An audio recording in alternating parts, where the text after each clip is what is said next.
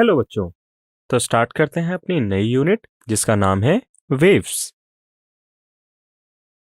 बच्चों, इस चैप्टर में हमारे लर्निंग ऑब्जेक्टिव्स कुछ इस प्रकार है। हम सीखेंगे वेव मोशन के बारे में, प्रिंसिपल ऑफ सुपरपोजिशन के बारे में, साथ ही साथ reflection of waves, standing waves and normal votes, beats and Doppler effects के बारे में भी हम पढ़ेंगे।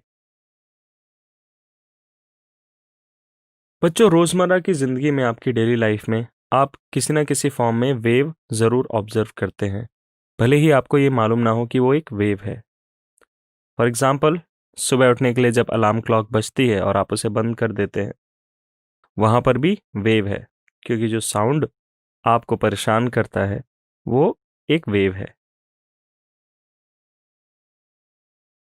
चाहे तो आप रेडियो सुन रहे हो या टीवी देख रहे हो या लैपटॉप चला रहे हो, जहां कहीं भी किसी भी तरीके का ऑडियो या विजुअल आपकी स्क्रीन पर आता है, वह एक वेव के थ्रू ही आता है।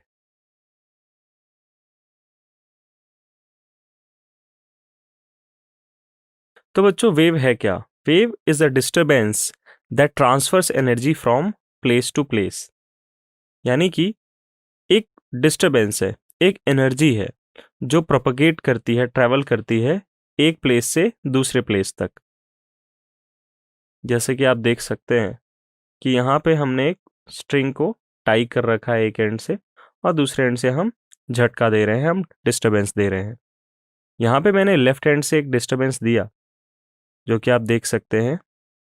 ये मैंने डिस्टरबेंस दिया और ये डिस्टरबेंस प्रोपगेट होते हुए, यानी कि ट्रैवल करते हुए राइट एंड तक गया। So the wave is passed from left to right, from particle to particle, but the particle did not move from left to right. Particles only move up and down. बच्चों, गौर करने वाली बात यह है कि कोई भी पार्टिकल अपने नियत स्थान से दूसरे स्थान तक मूव नहीं कर गया। यह नहीं हुआ कि हमने लेफ्ट हैंड पे डिस्टरबेंस दी और लेफ्ट हैंड के पार्टिकल्स आगे ट्रेवल करने लगे, राइट हैंड तक पहुंच गए। ऐसा नहीं हुआ है बच्चों। सिर्फ जो एनर्जी है, जो डिस्प्लेसमेंट आपने दिया है, वो प्रोपगेट कर रहा है, वो ट्रेवल कर रहा है। पार्टिकल्स खाली डिस्टर्ब होके वापस अपनी पोजीशन में आ जाते हैं। तो वेव प्रोपगेशन का ये बेसिक, बहुत ही इंपॉर्टेंट कंसेप्ट है। अब अगर मैं कंटिन्यूसली डिस्टरबेंस देता रहूं तो बच्चों क्या होगा? जी हाँ, आपकी स्ट्रिंग में कुछ इस तरह का पैटर्न बनेगा। ये एक कंटिन्यूअस वेव है, जहां पे आप देख सकते हैं कि पार्टिकल का मोशन कैसा हो रहा है, अप एंड डाउन।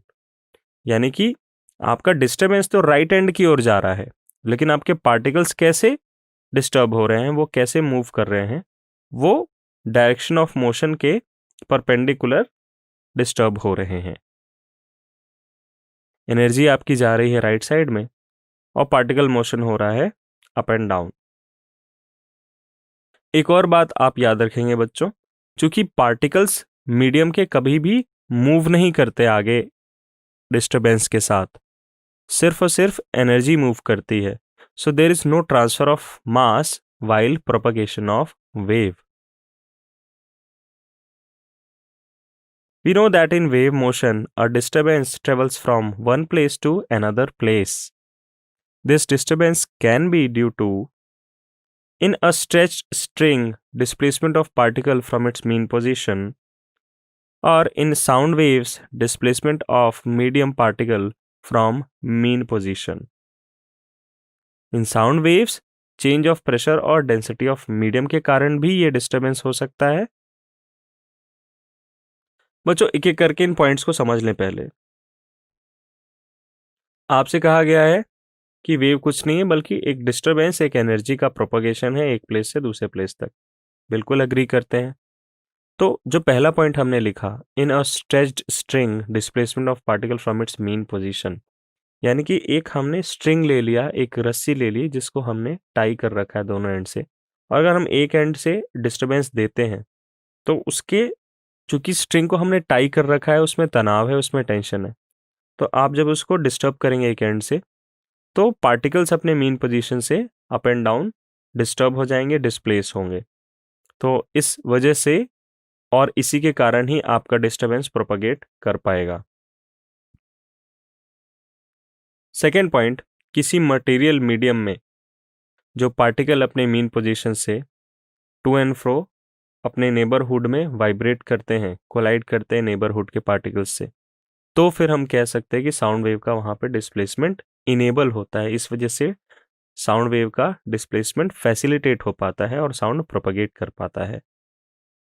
तीसरा कारण यह हो सकता है, जो डिस्टरबेंस हो किस वजह से प्रोड्यूस हुआ हो, किसी तरह के प्रेशर डिफरेंस के कारण प्रोड्यूस हुआ हो। बच्चों, जब मैं ये सेंटेंसेस आपसे बोल रहा हूँ, आप भी चाहें तो ये प्रैक्टिस कर सकते हैं।